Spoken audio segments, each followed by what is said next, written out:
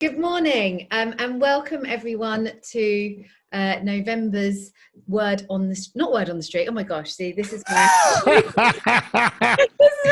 I? Katie. Oh my god! Anyway, not Word on the Street. That's my podcast. There we go. Natural podcast plug straight in there. Welcome to the new World of New Biz. Sorry, I've just confused everyone who's here. I can see lots of you signing in. So I'm guessing today's going to be quite busy because, of course, we had the horrible news at the weekend about lockdown Mark 2. So I'm sure lots of you are going to be thinking even more so about your new business tactics and what that means. I think hopefully for most of us, we did a lot of pivoting when we had lockdown hit us back in March. So yeah, if anyone's got any questions, of course, please do submit them. So housekeeping bits and pieces. For those of you that haven't joined us before, my name's Katie Street.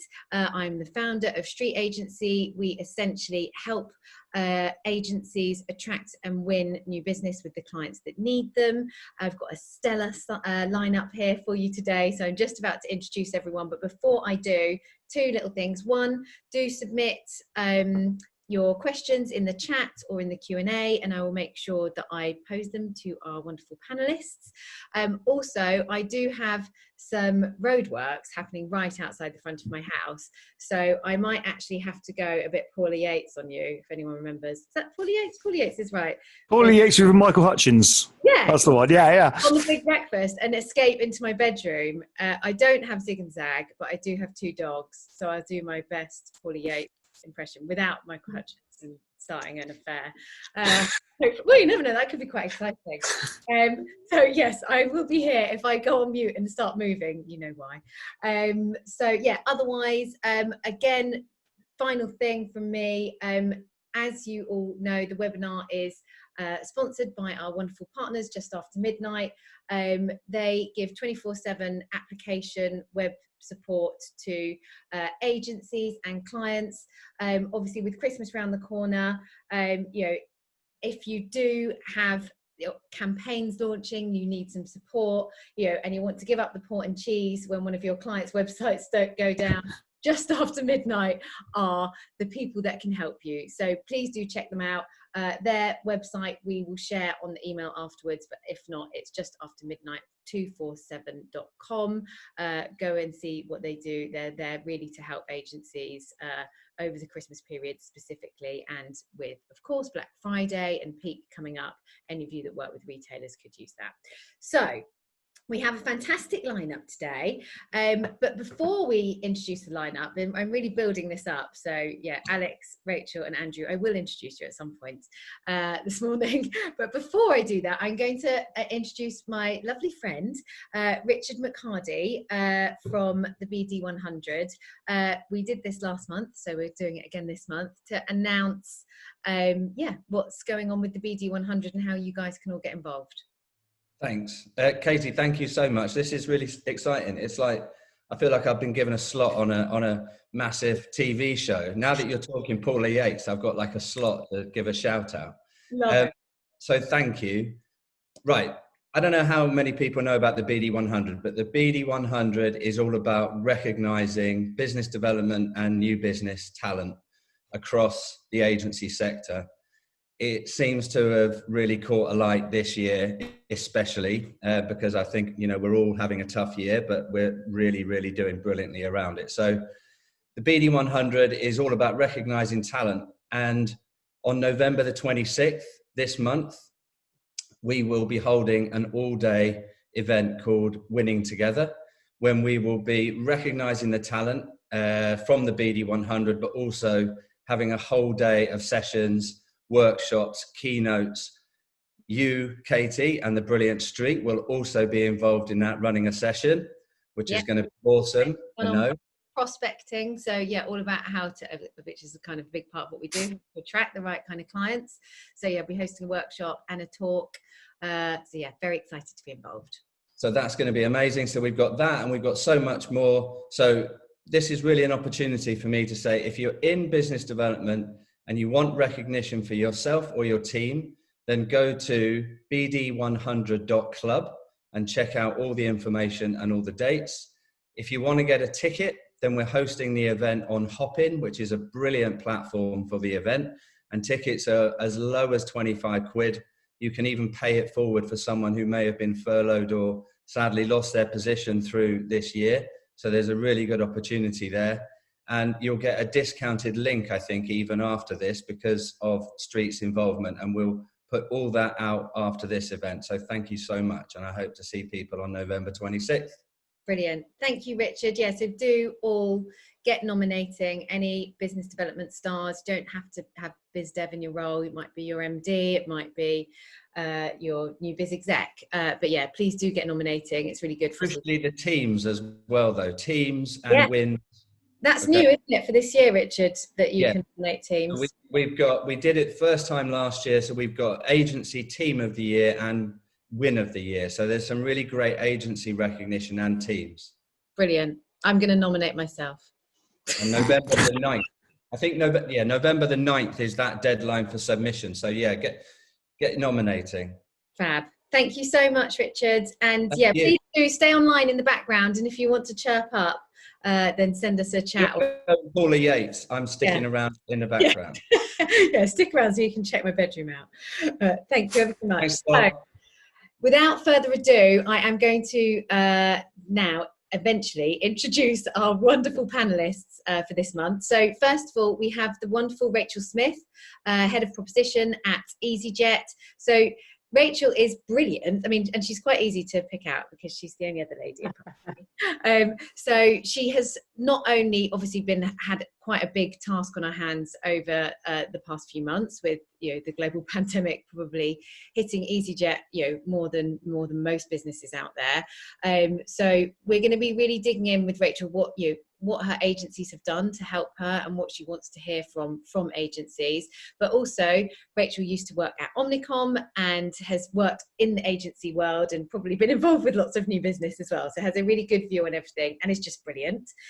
I also have the wonderful Alex Price. So Alex is MD of 93 Digital and has been in the industry kind of forever, isn't it, Alex? Since you were around 16, and you've grown, your agency to be known as one of the top 100 in the e-consultancy, top 100 and ones to watch.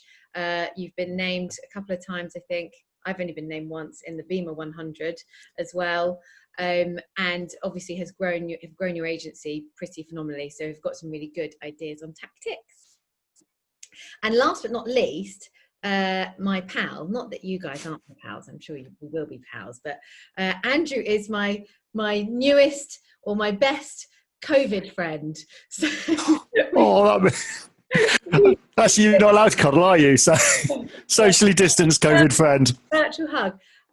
So we connected before the end of last year, but Andrew's the founder of Kulea, which is probably the biggest change that we've had at Street. And I've talked about our relationship with Kulea probably quite a bit. And I know that lots of you already emailed me and asked me for an introduction to Andrew. So here he is. Hi, everybody. Founder, creator of Kulea, which is the marketing automation platform which kind of powers everything we do, and has probably been the biggest step change that we've had to make throughout COVID to become more digital ourselves, for Mike, for this and the other, all the lovely emails you guys get from me, no surprises that it comes from Kulea, but also for our clients. It's just meant that we can do everything at scale and has enabled us to be much more digital, but also hold a lot more insights into what our prospects are actually doing, so that we can follow up and convert them more easily for our clients. So yeah, he's brilliant and has got lots of insights. So into the webinar. So first of all, Rachael, I'm going to start with you because, of course, we all want to hear the client's view, and not all of us, are lucky enough to speak to wonderful people like yourself every day. So obviously, like I mentioned in your intro, it's been a bit of a crazy time for easyJet, and I know that the agencies that you already have to work with will have had to have changed quite a bit. What is it that your agencies have done that's been brilliant, and where are you, I guess? So look, as you mentioned, I joined easyJet only a year ago, which is kind of feels quite unbelievable now. Feels like a lot longer. Trust me. So I joined easyJet last year. I've actually held 3 roles since I joined easyJet. So I started as head of commercial partnerships, then interim head of marketing, and now I'm head of proposition. We've gone through, it's been a year of huge amount of change for us as a business. Throughout that time, I've gone from managing 20 or more different partner and agency relationships to then kind of 7 core agency relationships, my third role, and then much fewer agencies now as part of my current role. And even just seeing the way that each of those different relationships have changed over that time, and I'm still in touch with lots of them, have changed, has just been really overwhelming. It's been a bit of a roller coaster year, going through different roles, going through different relationships, and continuing to evolve to the ongoing market forces that we're facing at the moment. You mentioned as a business, we were very much the first to feel the impact of COVID back in February, really, when Italy started to close down some parts of its regions and its borders. And I guess what's been humbling from a kind of agency kind of client perspective has been at the beginning of the crisis, just agencies running towards a problem. And I think that's one of the things that I really missed when I came client side, was when you're in an agency, if you've got a problem, people tend to run towards it. And in a corporation, in a business, particularly one of the size of easyJet, you can quite easily kind of fit into your kind of functional silos. And I think that's when you start to realize the importance, and I really started to value agency relationships, that they help me not just stop me from being internally facing. They're my kind of branches into the outside worlds, into different specialisms. But actually, when the shit hit the fan, they were the people that ran towards us and really supported me individually and my team. I think there's been a couple of shining examples of those that have done really well, and I think I'd characterize agencies that have supported us in different ways by probably a few different things. I think one you've mentioned earlier, pivot, kind of feels like a bit of a buzzword in agency terms at the moment. It always has, do you have a pivot strategy, has kind of I think defined lots of agencies, particularly in the experiential space, but media, loads of different sectors. So I think being able to pivot has been one of the kind of key markers of agencies that have supported us, but also those that have just been flexible and recognise that we need flexibility in a VUCA environment. So I think they're kind of 2 key things, and innovation, right? I think that's going to be something that I'm sure we'll talk about loads today. Like, how do you innovate in stifling market conditions? Yeah, I think you guys obviously are having to innovate. Probably, it's almost the companies that are that have been harder hit by the pandemic have to learn to innovate and do things more differently than the ones that don't, because their businesses are staying pretty standard. And all that kind of stuff is worth agencies thinking about when you're leading your outreach. And certainly, by the sounds of things, Rachel, I'm sure lots of agencies may have thought, I wouldn't approach easyJet now because I know you're going to be struggling. But actually, you do need help, right? From agencies at the moment. Yeah, absolutely. I think, again, back to agency days, the thing that I was always trying to identify was what's the need state of my client? Yeah. What's the need state of that particular industry or of that specific brand? And I think, we've run pitch processes throughout this, time tender processes. I've had loads of different calls with different people. There's one agency in particular, actually. They're kind of an agency, kind of a product and service, but they historically were issuing, they would issue visas for people that were traveling. Now, easyJet being a European airline, we don't tend to have that many requirements of our customers that need visas. It's a bit ad hoc. Their business completely stifled, come COVID, and then they reapproached us and were like, I know you weren't interested in before because your customers didn't really need visa services. Well, we've pivoted and now we do COVID testing and we do COVID certificates to show that you're safe to travel. What about now? And it's just that kind of they're a startup, they're a really small business, they've run out of Canada. Just it's so humbling to see that kind of innovation and go, actually, you've understood my business need. and my customers need, and you've, you know, come in going, don't, you know, put all your assumptions aside of what you thought we do, this is what we do now. Yeah, it's quite cool to see. Yeah, and I mean that's the best thing. You know, I love change, although I'm more nervous about, not more nervous from a business point of view about this lockdown, but more from a personal point of view. I think just don't want to do it again. But you know, I think, you know, what's interesting from a business point of view is that there is so much change happening now. So, you know, us as agencies, you know, can really help people like yourselves when you need to change.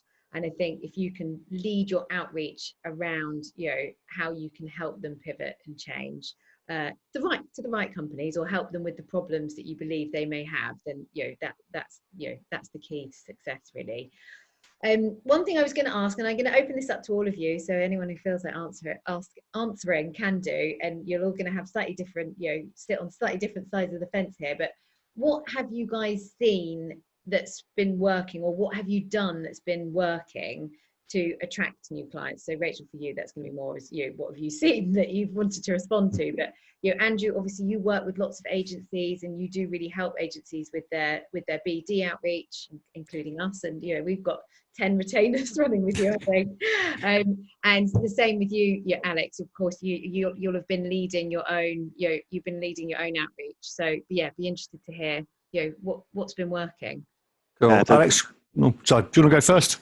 Yeah, I'll share a few thoughts. I guess there was a really interesting, I think it's still live, a piece of almost live data from HubSpot showing how different cold emails and open rates and things have been received over the last, and kind of across verticals in the different regions. So it's out there if you have a Google. I can't remember exactly what it's called, but it was really interesting to see, I guess, a separation in, you know, volume of email going up, but open rates going down, and just this kind of widening gap of stuff falling into a bit of an echo chamber. And I think there's been points at which, with everything happening, people have kind of stepped back a bit. And I know a lot of stuff I'm seeing in the US at the moment, people have kind of been pausing social media messages and going a bit quieter around the election and worried about unrest. So there's kind of been lots of these kind of, I guess, waves and ups and downs as different things have impacted the landscape. I think we're lucky that we've always been a fairly inbound business. Like, we've got a very niche proposition.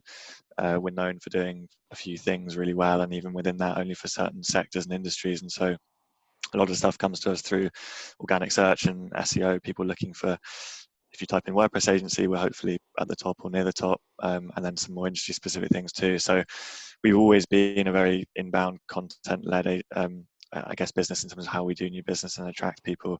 But we've definitely been scaling that up, and I think seeing more engagement on places like LinkedIn, where people are spending a bit more time. LinkedIn stories have just appeared for me in the last week or two, which is interesting. Love LinkedIn. Still not really decided whether or not how much I'm going to be using them, but I need to give it a bit more of a go. But just generally seeing people spend more time online, but at the same time, the barrier's gone up in terms of, or the bar has gone up in terms of, like, the quality that you need to be producing. And I think this has been a bubbling issue for a while. Like, it's easy to just churn content out that you think appeals to your prospects, but now it's more about quality than ever before. So finding that balance between quality and quantity has been a big thing for us. And actually, for the first time ever in our history, we've been doing a bit of kind of outbound new business stuff in terms of email and other things that we've never done before. You know, we've got to where we are now, basically just off everything being inbound and referral and people coming to us, which is a really nice way to run an agency and a good position to be in overall. But just experimenting on a newer side of the business, where we're doing more digital marketing type work in terms of reaching out to prospects and finding that balance of personalizing but not taking too much time over the personalization. And it's a really fine line between what I refer to as the spray and pray approaches, where you just cold email thousands of people and you might get an open rate of, you know, response rate even of 0.0 something %, but you just accept that it's a numbers game. Or there's at the other end of the spectrum, the very kind of very tailored, almost account-based marketing approach, which sounds like it's worked for people reaching out to Rachael with some interesting things. And you know, they're not sending that to thousands of people. That's very targeted at airlines and even just easyJet. So and then we've been doing, I guess, something that's a bit in the middle in terms of, there's some clients that we know that we want to work with in terms of size, scale, proposition, some ways that we can filter that down, and then automate some kind of pointing out to them that there might be an opportunity here around organic search, or they're ranking on page 3 for this search term. With a bit of work, you might be on page 1, and just kind of dangling some insights that gather some interest and at least open the door. So those are a few things that we've been looking at, and a few things I've observed, I guess. All right, I'll pick that up, Alex, because one of the interesting things we've been doing recently, I mean, you talked about inbound there, and you talked about HubSpot. And what we have found is that inbound is becoming less effective these days, purely because of the success of inbound approaches. There's so much noise out there now. There's so much clutter, but it's really difficult, even organically, unless you're in a very niche sector. You mentioned there WordPress developers. It's quite a niche area. Sure, still being found. So what we're doing, what's working for us, and working for Street and most of the agencies that we're working with, is you're still producing that fantastic inbound content, and actually there's more of a focus, as you mentioned there, on the quality of that, making sure it's exclusive, and really delving deep into the information and the insight you're getting with that. But you're not putting it behind gated content, because we've all had obsessions with gated content in the last few years. It's been HubSpot's approach. Yeah, put it out there. People will come to you. They'll give you their details. You can then hit them with loads of emails and they'll convert. And that was supposed to be the approach that would work forever, but obviously it doesn't now. What we found, and I've got a particular client in mind who was notorious for gated content and then just spamming the crap out of everybody who filled in the form. Coming into COVID, they stopped doing that. They said, okay, we're getting a really bad reputation. No one wants to give us any details at all, because they know that we'll just hit them with shed loads of emails, and we'll drive them up the wall. So they stopped. They said, okay, well, how can we do this better? And they invested in a webinar series, and we know webinars work, and hopefully everyone here today will verify that because they're watching us. They invested in a really kind of a deep content series where they're bringing in experts to write the content on different subjects: business development, loyalty, surviving COVID. And then they were giving that out freely. They were sending that out to their contact list, and they weren't forcing people to jump through hoops to receive it. It was like, here's the link, download it. Just click it. And the great thing about the analytics sitting behind the marketing automation is you can then track and score based on engagement. And you can then build those filters and say, all right, now I'm going to pick up the phone and call this person. They've pivoted their business. Pivot is such an important word. Everybody's pivoting. They've pivoted their business away from a kind of quite high price point tech solution through to a freemium model. And there's a monetization journey behind that freemium model. But they've put this structure in place to build trust and support for their marketplace. And they target accountancy firms. That's their sector. But by adopting this content strategy and this giving freely strategy, they've completely changed market perception. And the recent A/B test, they've just sent out a communication to download the free app now. And because the market trusts them so much because of this direction, they've got 18% download of 18% conversion on a landing page. It's unheard of. But they've really said, okay, well, we're not going to sell, we're going to support, we're going to help the industry, and we're going to put our names to that, and we're going to give freely. And it's worked. So, proactive outbound. Sorry, Katie, go on.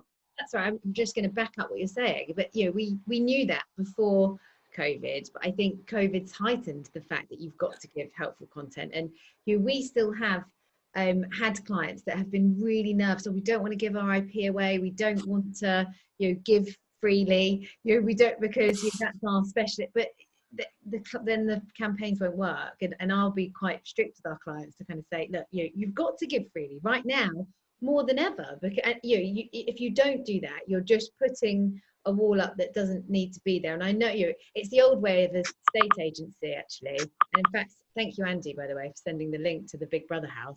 I saw that. It looked awesome, doesn't it? Should we go have a look? Yeah, I need to be there. But I think there are people like estate agents that have taken that view in the past, where you're like, oh, we don't want to give away too much info because we want them to pick up the phone. I just personally don't feel that way works anymore. It puts up a layer of, it's obvious, especially when you work in marketing, and we're marketing as agencies to marketeers. They know what we're trying to do. Yeah. So put up barriers. It's just, it isn't going to work. So I think the challenge is that, and just talking from an agency founder perspective, I think we're always so scarred by getting RFPs and briefs that request a load of free spec work and free ideas, but we have to kind of flip it and reframe it if we're doing the outbound ourselves and we haven't been invited to a pitch. I think we can have a different debate about asking agencies to do free work, which I don't agree with at all. But I think if you're doing the outreach to begin with, you have to have something beyond just this is our proposition and this is what we do, and you have to prove that. I mean, Katie, you've got it on a poster behind you, solving, not selling. I mean, you have to offer something that adds some value. Otherwise, you're kind of you're not going to get the results, I don't think. Yeah, I completely agree with everything you've all said, and I think beyond the solving, not selling, I think it's also like show me, don't tell me. Like show me what you can do. Show me what your product is. Show me something about my business that I don't know, that that is going to help inform my decision making. Show me something that is going to mean that I can't keep going doing my day job without your support or without your agency partnership. But there's something, Andrew, that you mentioned there about different different commercial models, which I think was something that we were trialing when I was at Omnicom, very like innovative kind of agency that I was working in, Fuse. We were very entrepreneurial, often looking at, can we charge a client in a different way that makes these, big fees or retainers kind of structures look less scary. And I think that's something that is certainly in like the current environment that we're in. I think it's about knowing, which big RFPs are out there, and I'm sure there are, some big tenders to still go after. So kind of knowing what kind of fee structure you want to propose, for certain sectors. The supermarkets, the tech, businesses, presumably still have budgets. Being a bit discerning and looking at actually, aviation, travel, hospitality. There are still sectors who are continuing to engage their customers, still have, marketing budgets. They might be smaller, they might be diverting them onto different channels. But yeah, I guess I would just challenge people to think about different commercial models. Can I get remunerated in a different way that's going to make this, win-win? Can I put some skin in the game? And I think we've seen that with, some of our like incumbent agencies that, who, would normally be on the, big annual retainers with us. We've had to, we've got rid of 30% of our staff. We've had to cut back our capacity in, a really significant way. Our spend has been cut. And as a result, those agency partners that can recognize that, and I know it's difficult, and it's we're all of these sectors are being impacted, but those that can go, if your budgets are being cut, you're obviously not going to, you're going to need flexible resourcing. So this month you might not need as many planners, but actually next month or next summer, when demand comes back, we're going to be ready to resource you up again. And same with, as we've had to, particularly through the furlough period, we've had a lot of our staff, we had about 10% of our kind of normal staff covering loads of different roles, and it was agency partners again that kind of ran in and were like, we will up resource you, we'll do stuff that you can't do, and we'll help you deliver things that you don't necessarily have enough people to do. And you'll never get that. That's the thing, isn't it? Once you've had that help and that relationship, it's like in normal relationship in normal life, someone does you a big favor like that, you don't tend to forget it, because we were all, let's say, excuse my French, but in the shit, and no one really knew what to do. And especially if you've had most of your team furloughed, of course you're gonna need help. We have had a question submitted, so I'm gonna try and ask these as we go. Joanna Crutcher has asked, I'm wondering where clients are putting the information so that new clients can find them. She's saying that they give freely to our existing clients but struggle getting this to new clients, especially now that people aren't in the office. They used to send things, I'm assuming you mean in the post, but there's no point obviously taking that approach now. No, of course not. I mean, look, there is, well, I guess the silver bullet for us is email and getting good quality data. Andrew, we talk about this a lot. So I'm raring to go on this one. So the key places that we use for our agencies, are really LinkedIn and email. Probably email number one, LinkedIn number two, and then we do use Instagram and other social platforms, but those really are the top two. But it does rely on us having really good quality data. So we buy that through lots of different sources. People like Winmo, I'm giving freely now. People like Winmo, Alf. If anyone back in the day used to remember Brad and Alf book, it is now an online digital thing. I'm sure most of you know about it.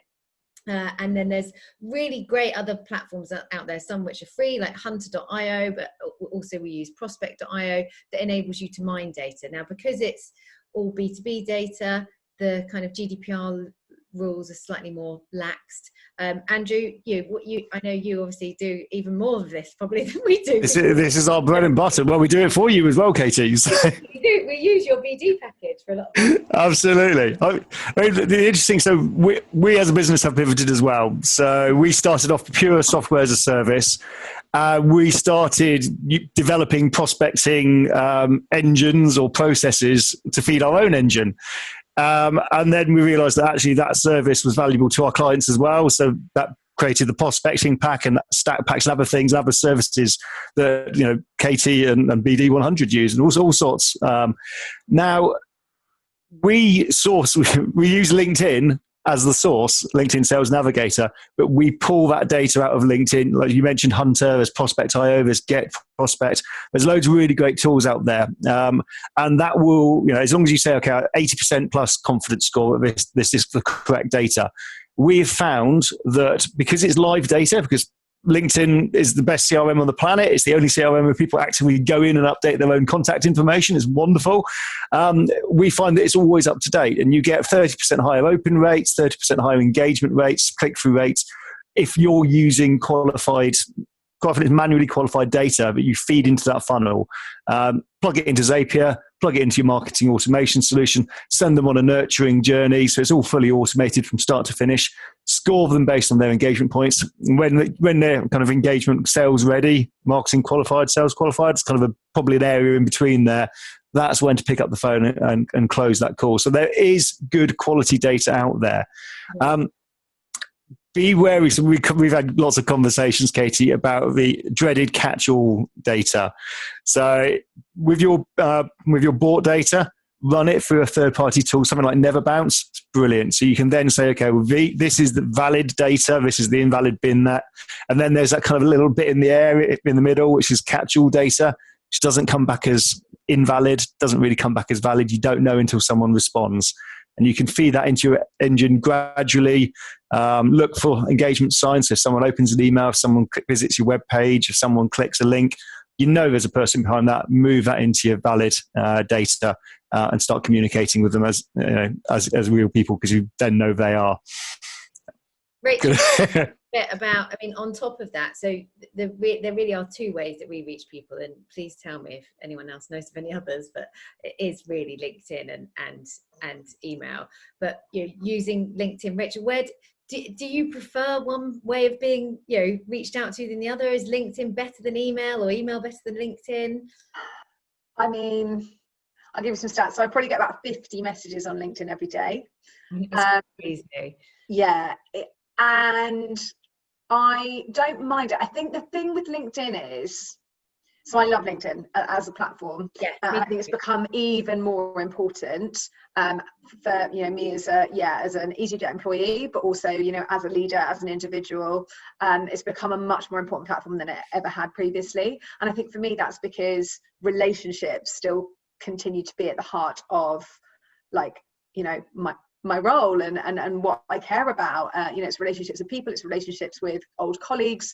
And I think that's where, for me, LinkedIn is good, in that if I can see that someone is like, I'm friends with blah, blah, blah, or I've worked with blah, blah, blah that in the past, do you mind if I could just share this with you? Or seeing that you do this, congratulations, here's this. So I quite like that kind of personal interaction, but I think it's more the invites to stuff and groups and pages that I'm just it just clogs and I think it's hard for agencies, brands to cut through in that respect. Whereas email targeting, I'm probably more likely, I'm again going through, we all get hundreds of emails a day, right? But I do go through stuff and I do read every email I receive. And probably engage with it slightly more than I would a cold contact on LinkedIn. So I think if it was cold, email, and I think if there's a link there, and I think that's what I'd encourage everyone to do: leverage your relationships and leverage your network, even if it's super tenuous.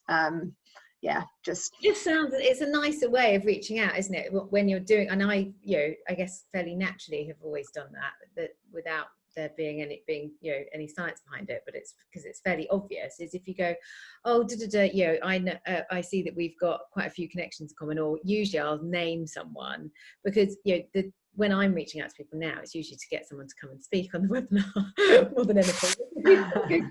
New business system, and actually most people come, we do produce inbound because we do the right outbound, so actually naturally I get lots of incoming inquiries, but that's because we do the push stuff. But I think making sure that when you're writing your outreach, whether it's an email or a LinkedIn message, there are some really key things that you need to make sure that you do. You need to make it personal. You need to be happy. You need to give yourself some cut through. You need to make sure that they the prospect that you're talking to, that you understand what their problem is and why you're going to be able to help them answer it.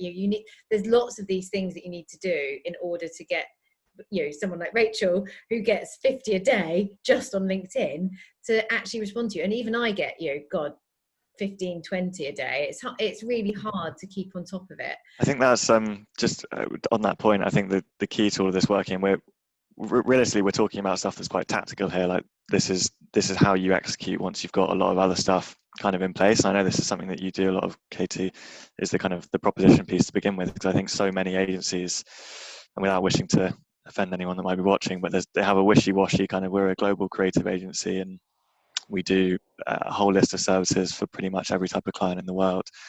And then actually it makes even finding the data with someone like Andrew of who to reach out to, what kind of size of company are you looking to work with, what industry are you working with? And a lot of agencies, I think, even quite sizable, quite successful ones, can't really answer those questions. And so I think there's this clarity of proposition and focus that needs to come first. And I know it's been a tough journey for us, but the amount that's kind of fallen into place behind that by going through that piece of work in terms of the content we need to produce and where we need to be, and just really defining down what an ideal customer looks like and what our persona's challenges are. Everything's so much more straightforward once that's solved, and all of this kind of channel and execution work that we're talking about becomes even more effective. So I think it's a key part of the kind of outreach and personalization. But I'm sure Rachel's probably going to get another 100 messages today saying, "I loved your insights on the webinar today."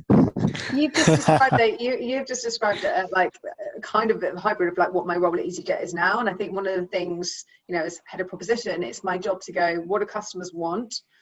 Do we have a product that meets that need? How are we presenting it to them? How can they buy it? What's that experience? And one of the things that's really resonated with me that our CCO said was, like, you need to stop thinking about others as an airline. Think of us as a digital retailer. And your shop front is the website. Like, know it inside out, and like get your team to know their products inside out and what that looks like throughout the web. And I think, now, so probably more than ever, we're not having as many human interactions before. There's not conferences, there's not meetings, there's not big pitches, or kind of like, mixers. So, for agencies, your shopfront is your LinkedIn page. It is your social channels. It's your website. It's also the emails that you send, even, in your like interactions with clients. It's not just I think retaining relationships is, just as important now as acquiring new ones. And I think, I think being, my little snippet would be, treat your website and your digital channels as your shop front. Yeah. Rachael, can I fire a question at you? So, we're talking about value propositions. We always recommend you can have multiple value propositions because you've got multiple audiences. So how do you prioritize those communications? How do you, because you've got lots of different audiences there. How do you go at easyJet about prioritizing them? Because you can't serve everyone all of the time. Yeah. Well, I mean, sometimes we have to, because sometimes it's for a low-cost airline, it's a volume game. Alex, you kind of referenced that earlier. Like, sometimes you just have to do a bit of spray and pray and hope that something sticks. I think for us, it's about making data-driven decisions. So what can I learn about you? And being really customer obsessed. like really understanding how different customers and different segments have responded to different messaging, different promotions. Like the thing that I've been, I guess, humbled by coming client side has been the complexity of our business model and all of the different levers that we have. So we have like price as a lever that we can, test, and apply that back to, agency. Okay, well, if I go and lead with price, do I get more of a response? If I go with a discount, does that get a different response? So I think like continually learning. If I put an email with a load of pictures on, like, does that work better than if I lead with, again, like more text heavy? Like just constantly. One of our things that we're absolutely obsessed with is like MVTs, like constantly testing. We do that across the web, we do that across email, and I think for me that would be one of the big things that I've learned this year is like, how do you continually optimize, even in, it's like making the green greener, even in a really challenging environment. How can we make the green greener? And it's by constantly evolving and constantly learning. Yeah, I think that's been quite for us, it's exactly the same as agencies. We've all, we used to do a lot of physical tactics. So we would do breakfasts, events, amidst all this kind of stuff as well. But obviously that's all totally gone now. So and there's it's not just the language that you need to test, the tactics that you need to test, the time that you send the emails that you need to test, which platforms are best. You've got to keep on keeping on to a certain extent, and that's the only way that we learn. And from our point of view, we've been lucky in that none of the things that we've done have failed, thank God, because obviously we're just get it right at first every time. But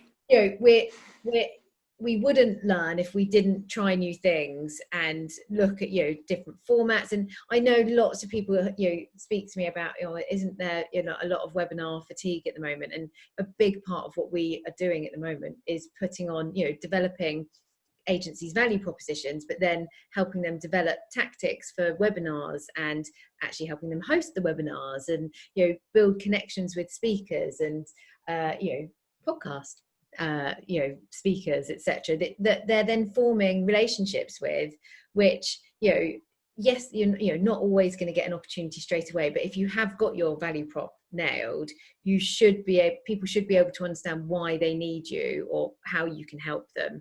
And that's the key. I think that lots of agencies, Alex, like you were saying, get wrong. They talk about what they do and the services they provide, but they're not talking directly to the needs of their prospect. They're not saying, we understand that you've got this problem and this is how we can help you solve it. Because when you've got a problem, that's all you want to know, right? I want if I've got a problem, or plumber, I know it's an obvious one, but I know that they're going to be able to come and help me fix my problem.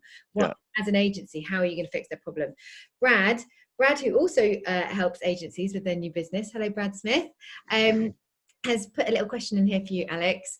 He's saying, given the current proposition, you mentioned the current situation, what sectors are you focused on and which ones would you avoid? Yeah, it's a good question. And it kind of relates to what you just said. But so I guess we work with a lot of B2B technology, software, SaaS companies. But even within that, that's quite a broad umbrella. And if you're a B2B SaaS company that sells a restaurant to sells solutions, to restaurants to manage their point of sale, then you're probably struggling at the moment. If you're I don't know, in the financial services sector providing some kind of data platform or whatever, then business is booming and you might not have seen any impact at all. So even within that, you have to take a bit of a kind of, I guess, like a nuanced approach to, okay, B2B tech is one thing, but within that, what are the kind of subsectors of that? And I think we've been on a bit of a journey of ultimately, particularly on the website design and build side, our proposition is kind of the London WordPress agency, and over the years we've been able to work with pretty much all types of clients. And I think to answer Brad's question around what helps personally focus on preferred industry and sector, part of that's just kind of what drives me and passion for technology and what we're interested in. I guess also realizing that certain types of clients understand what we do quite well. I think tech companies get the kind of website design and build process quite nicely, and whereas some other industries might not. So even though we're working with a marketing person within the technology company we work with, they're used to being around product people and engineering people, and they get that to some extent time equals money, and they get the complexity of a website delivery project. So there's been a few drivers of that. But I think it's the big challenge is that agencies are like entrepreneurial businesses, right? And they're owned by entrepreneurial people often, and there's this natural desire to kind of go and take as big a chunk of the market as you possibly can. Yet no agency kind of woke up in week 2 of existing as like the market leader in what they did. There's always agencies I know that were sold for 50 million quid a couple of years ago that started by just producing content for football clubs or something, and now they're transformation partner to BT and BMW, and like they do everything, and they've done that through gradually pivoting, and their propositions developed, and great account management and client services have opened up new opportunities. And so it always just pains me when I kind of click on an agency website and they're 5 people plus their dog, and so we do every service under the sun, and we're a full service agency and all that kind of thing. I think you really have to start small to get big. You have to really focus on one industry sector, and I challenge anyone to go through the process, because you find that sector, find that specialism, kind of filter down the company sizes, filter down location. Even if you end up with 200 or 300 possible clients that you could work with, like you can build a very successful business off the back of an ideal kind of customer profile that big. You don't need thousands and thousands or tens of thousands of companies that you could work with to have a successful agency. Obviously, as you scale, that widens. But so yeah, it's been. I'm just looking at Brad's comment. Yeah, 5 people and a dog. That's my favorite. Favorite agency tactic: building up your team headcount by putting the dog on the team page. Hey, I do that. There we go. I was going to pick up on this with you actually, Rachel. So, do you care? I mean, so 2 things I want to say. First of all, one of the things Alex was talking about, which I think is super important, is being to a certain extent sector specific. But as a client, do you care, Rachel, if the agencies have got experience in your sector? Would you prefer them not to have experience in your sector? I'm biased because I joined the senior leadership team at an airline with no airline experience. And I think there's probably still quite a lot of people who think I've got no agency experience and I shouldn't be in the role that I'm in. But no, I'm probably biased in that I don't necessarily think that, and look, when I was at Omnicom, I worked with across so many different sectors. I worked with John Lewis, with Volkswagen, with PepsiCo. Like they really was just full scale of the different sectors that I worked in. And do I think there's benefit of when you go and talk to Mercedes that you've worked with Volkswagen, yes, and that you understand the planning cycle and the purchase drivers, but the brand's really different. Culturally they're really different, their requirements are going to be different, the services that they need are going to be different, the agency structures that they already operate in are going to be different. So and also how hopefully there's lots of smart people here. I think if you're smart enough, you can pick up those industry things quite quickly, and just through active listening, right? Just listen to clients. I think that was something that clients always said to me, just listen to what we're saying, listen, and then you'll be able to work it out. And I think now that I'm a client, I'm listening probably is the best way to bring it up to speed. So no, I don't think I'd bias anyone who didn't have airline experience. I actually agree with that. The only reason that we've been down this route is just through learning that, and I don't fully understand the reasoning behind it. And it's a bit like when I see job specs for marketing people and they have to have B2B experience, otherwise they're not allowed to work there. I'm like, you could learn so much from having someone that's got B2C experience coming in. And similarly for you, Rachel, I think in your role, you're adding a lot of value from different perspectives, not coming. I mean, we've won a pitch recently for a charity that chose us against an agency that just does charity work, because we could bring insights from elsewhere. So it works both ways. But in general, I typically find that on balance, I'd say the majority of clients like the fact that we've worked with specific sectors similar to them before. Obviously, there can be a conflict of interest if they're kind of direct competitors and other things. But for whatever reason, I don't fully agree with it, and I don't think it always makes sense. I think there's just a reassurance, and I think it's maybe an internal thing as well. They can go back to people signing the checks and say, look, these guys have worked with XYZ, they know our industry. It's just reassuring to some extent. You're just absolutely bang on. I'd hire you because you're an expert in your field, not mine. And I think, like just even having that confidence of being like, I'm the expert in what I'm here to talk to you about. That's why I run this agency. This is why we provide these services, because this is what, and I guess that comes back down to you're not experts in everything, so don't try and sell everything. You really care about what you are specialists in, because that's what ultimately we'll be looking for. And I think that's the old school way of agencies marketing themselves was, and I did this 10 years ago, is you use your case studies and you fame your case studies. And I'm not saying that you shouldn't do that. You absolutely should do that. But what you might have a case study in a totally different sector that shows how you help them do what this brand needs to do that's in a totally different sector. So if you can get your value proposition right and show them how you can help them, and how you've done that for another client, even if that client's in a different sector, personally I don't think it matters. And actually, sometimes some agencies do have conflict of interest where they're not allowed to work with other big companies in the same sector. So and exactly like you say, Rachel, I think innovation is doesn't come from an agency that's been doing the same thing for another brand for the last 10 years, because they're just going to give you what they gave them potentially. You want someone that's going to come in with fresh ideas from different sectors that can give a different perspective. So, don't be afraid to, especially now, to enter new markets. I think people are, clients and us, we're all more, open to that way of thinking, but obviously just make sure you position it right and understand how you're going to be able to help them and be able to help them.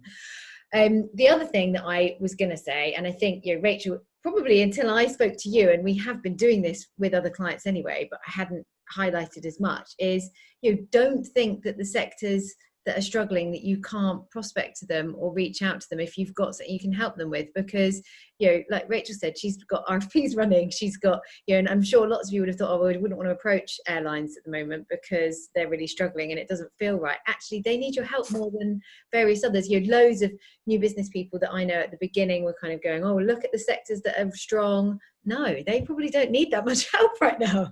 Don't look at the sectors that are strong. Maybe focus your efforts on the sector. I mean, we're seeing results across all, but we're certainly probably seeing more results with the sectors that need help. So don't be afraid to, if you've got something that you genuinely feel can help that person, don't be afraid to reach out to them, I would say. Yeah, definitely. And as I said earlier, like, I'll just hammer it home. I think that, like, go with a different commercial model. Like, if they're struggling, don't go in asking for your big fees up front or a retainer. Go, we're going to put 50% but at risk. Like, just come up with some different ways of something we've been doing is we've been looking at success fees, and I know this is something agencies do quite often, and it really works. It shows that you've got confidence in your services and your product. It shows the agency that you're looking for a long-term, the client that you're looking for a long-term relationship, and it actually can be more profitable for you in the long run, and it should be, because if you're taking 5% of a multi-million pound sale, fantastic. It's well worth doing. It de-risks it for everyone. So that's something we're doing, and I know lots of other agencies are doing something similar. Yeah, definitely. We offer that to a lot of our clients. We do have a kind of standard model, but we've got other clients of ours that are totally changed, really big agencies, networked agencies that we work with, and small boutique 7-man agencies that we work with are offering different commercial models or changing, because not everyone's got £500,000 to spend or 10 million quid or whatever. Plus skin in the game. You're more committed because you're going to get more out of it, let's be honest. You're not doing it for altruistic reasons, you're doing it because you want to make more. Now, one last question, sorry, with 6 minutes to go, and then I will run the poll before, because last month I didn't start the poll till midday, so I will make sure I start it before midday. So with most Varshini, I hope I said that correct, has submitted a question. With most businesses going online, is data-driven creativity becoming more competitive as a field to excel in? Data-driven creativity, interesting. I will say that what we've seen is AI is killing creativity, and it becomes creativity by numbers. So that's one of the consequences of the data. It does take it away, that human side. And you talked about MVT, Rachel. You could automate MVT and you literally set it off and running, and you come back 3 weeks time, you've got a completely different website. That's great in little tests, but it takes the creativity out of it, and it means the big experiments, the big ideas, which humans ask the big questions, humans come up with the big ideas, machines just iterate. So, if you take that out of the equation, you're missing out on significant opportunities. I'd love to, Rachel in particular, I'd love to hear what your thoughts are on that. Yeah, we're just obsessed with making iterative changes constantly. And I think, I speak less to like creativity, because I think it's always going to be a mixture of like human and machine. I'm trying to understand maybe the question a bit more. Like, is it like because there's like loads of different like programmatic, like creative systems and tools. I think they're super interesting, again, because there's data behind it. I can see the results and I can see the effectiveness. So actually for me, it's probably the importance of marketing communication effectiveness is probably more important to me than where is that creativity coming from. Is it machine led, or is it kind of human? If that makes sense. Yeah. And one last question. Sorry, I said that was the last question. Hello, lovely Flurry. I hope you're okay. Flurry submitted a really good question on something we were talking about just a moment ago, saying that one of her biggest challenges is that they're losing out on work because the client wants the here's one we did earlier agency that can go, look, we've done it before. And I guess we can't escape the fact that clients do want reassurance, because probably more than ever they want to know that you're going to be able to get it done, right? They want to know that if they're going to invest this money with you and this time with you, that they need to know that you're going to be able to do it. So I don't know. I mean, my answer, and I'd love to hear what you guys say before we wrap up, would be, hopefully you've done something similar for someone else. So although you might not be able to show the exact same thing you've done in exactly the same sector, you're able to show that look, these are the results that we've got for other clients. So you're backing yourself up in a slightly different way and still proving and showing it. And I would, make it quite clear to say, obviously you'll know the benefits of your agency a lot better than I will, but I would really be kind of hammering down the fact that, do you really want someone who's done it before? Because you're just going to get the same as what everyone else has got. And why are you going to get any standout? Or it depends what your agency does. You guys, I know, are digital. So you want to just be really punchy about that. Guys, any other tips before? I would say the same. I think just embrace those things that you've done elsewhere and that you can take with you and connect the dots to how it relates to that specific client. But I always tackle that quite head on and say, like, we don't work with just charities, but here are some things that we've done elsewhere that I still think are relevant for you, and these are the reasons why. The other answer to that, which I think might not be the one that wants to be heard, but is just double down on where you do have the case studies that you've got. And I know that might, again, it sometimes feels counterintuitive to narrow the field that you can work with, but if you've got 10 really strong case studies in one particular sector, I would just double down on building out the proposition around that if possible, rather than trying to go for things which I think if something comes in for us that's outside of our field of expertise, we struggle to qualify it. And honestly, like, we will give it a lower qualifier score, and we might not even go for it unless we really feel like we've got a good chance. So it's a tough one. It's about what you go for. I think that's important. Cross-pollinate what you've got, what your learnings are. So, talking to an agency yesterday, they specialise in toys and games, but they're moving into the family food sector. But I don't think I'm giving anything away by saying that. It's a relevant sector. There's still cross-pollination of ideas, cross-pollination of skills. If you're working in automotive, move to car dealerships. There's huge opportunities there. If you're working with airlines, the hospitality industry at large, you could take those ideas and spread them wider. So you can cast your net wider without having to be, absolutely laser targeted on an industry. Yeah, there's just a really quick close, because I'm conscious of time. One of the techniques that I've used previously is like an archetype. So understand the archetype of the client that you're going after. Do they want to be like an Airbnb, or do they want to be like a booking.com? And then collect not just necessarily case studies from those industries, but from brands or from other clients, other kind of that behave like that, and go, we recognize that you want to be like booking.com. Well, here's some stuff that we've done with these companies that are like them, that have adopted these same behaviors. Here's how we can help you do that. Love it. I was going to ask you, whilst I am launching the poll, so please get voting whilst it's there. But I was going to ask you, just as a wrap up, Rachael, how could agent, and I'm not, please don't all reach out to Rachael and bombard her. If you really do think you can help her, then please do. But what is it, how can agencies get your attention? Yeah, I think at the moment, I think lots of businesses are in the same situation. We've been had to be quite short-term focused for most of this year, not knowing what's coming next week, next month, etc. And that's driven quite a short-term view. What we're trying to do, or what I'm trying to get my team to do, is think a lot more medium and long term now, even though it's hard to predict what that looks like. So if you're an agency that knows how to predict the future, get in touch. But I think it's helping me anticipate, and any client, not just me, help them anticipate what the next big questions they might be asked are. Help them try and work out what the next big challenges are going to be. So I think like those agencies that I've mentioned who are going, look, people aren't traveling en masse around Europe at the moment, but when they do, we think it's going to look like this, and we think this is what you're going to need to pivot to and deliver. So I think thinking about, what's next, what happens when, all of the restaurants do open up again and some of the grocers have to change, what are those problems that in customer experiences and different things that they're going to have to work through, help them anticipate those and show them that you've got a product that can help answer it. Brilliant. Thank you guys so much. We have overrun very, very slightly. I'm very good at doing that. So thank you all for staying with us. Of course, if you've got any questions for me or the panel that we didn't get to, please feel free to email them through to me and I can help answer them or forward them to the guys. Me and Andrew are live on Word on the Street. So if you're interested in learning more about marketing automation, emails, best time to email people, kind of language to use.